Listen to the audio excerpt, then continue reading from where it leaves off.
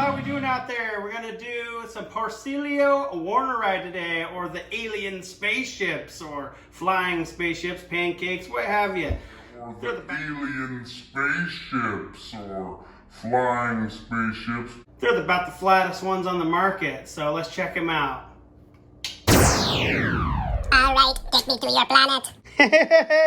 Okay, that was ridiculous. Okay, so here is the Porcellio Werneri. Let's look underneath the box here. Oop, got some mankai, some bigger juveniles there, some adults, and these dudes are so wicked flat. Let's see if I can maneuver things around enough to see just how flat those guys are. You can kind of see this dude over yonder here. See how flat they are? It is so crazy. That's so they can get into the crevices in the bark where they like to go. They, in my experience, seem to spend most of their time chewing on bark. I occasionally see them in the leaf litter, chewing on some leaf litter, like once in a while, but for the most part, it seems like bark is their jam. I always offer different kinds of foods, but it's pretty rarely eaten. It seems like the juveniles will go after more like protein stuff, but outside of that, they don't really touch most of the other stuff. It kind of ends up being springtail food. But yeah, pretty standard setup.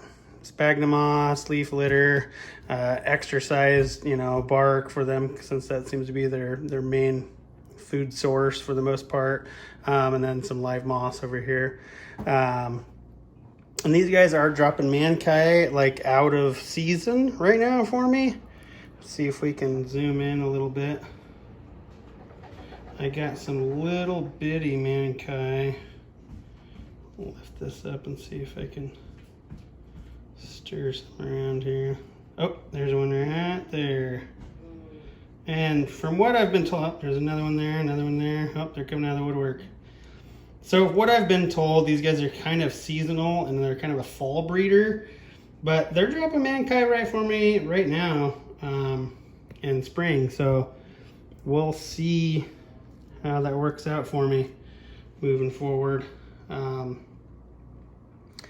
But yeah, I keep these guys fairly dry, not crazy dry like some of the other Spanish species, but I keep this over here in the live moss nice and moist, the sphagnum moss nice and moist, but for the rest of it, I just kind of let go bone dry. And they definitely will seek out the moisture when they need it.